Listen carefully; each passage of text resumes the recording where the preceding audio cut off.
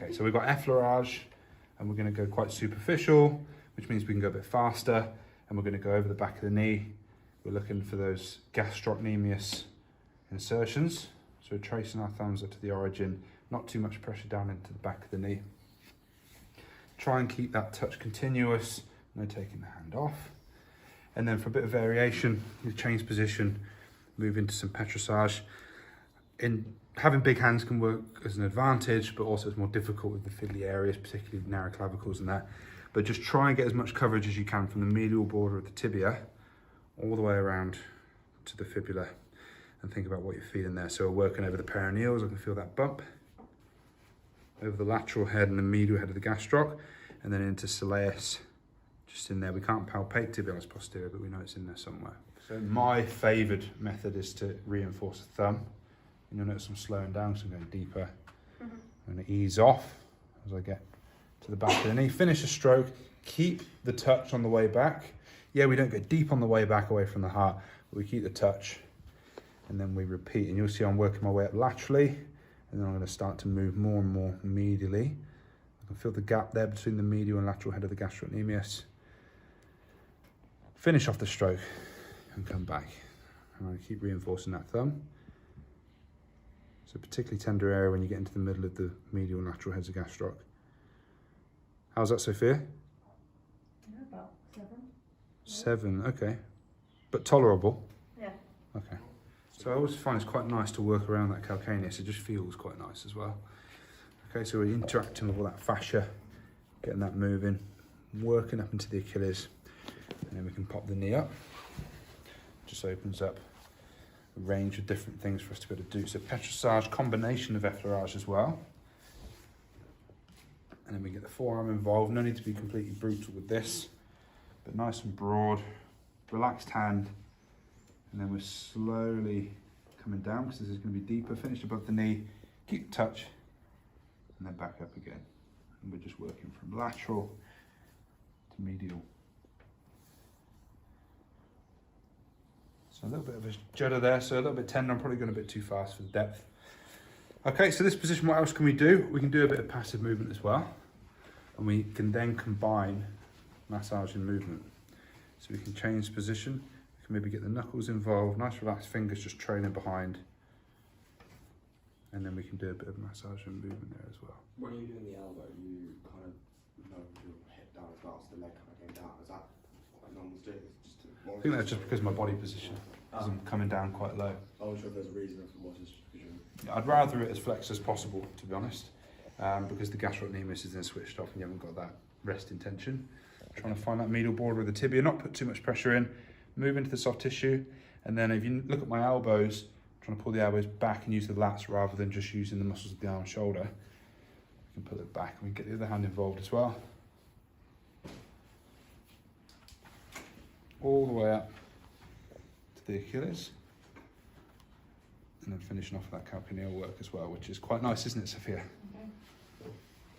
Okay, we can work into the foot from here as well.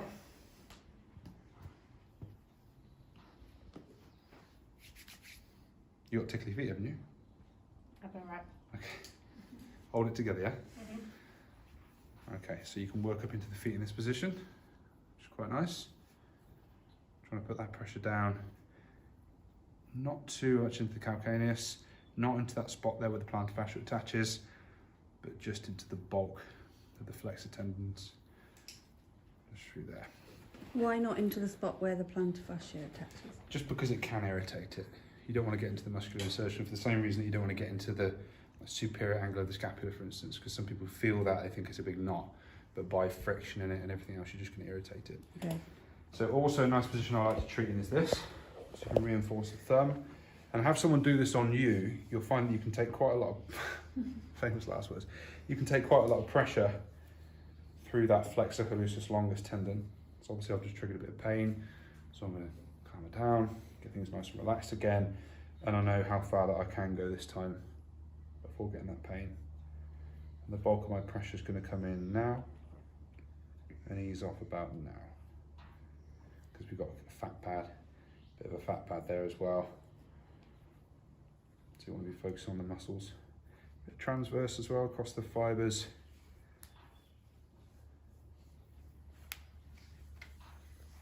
all the way to the toes.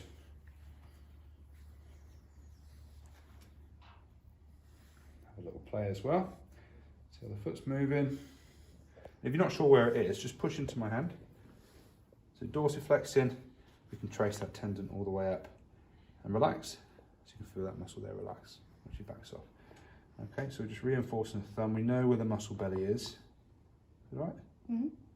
Yeah, okay, so we can go quite deep there, which is good, and often underworked muscle, I would say, from a manual therapy perspective. Bit of transverse down into the foot, down into the ankle. Don't forget, just because there's no real muscle belly here, it doesn't mean we can't do some good work on the connective tissue as well. The medial side, I like the way this opens up the foot. So I like to use this if I'm treating plantar fascia, because we can kind of pin it down, it's fairly comfortable. You're not making them too uncomfortable how you're pressing into the foot.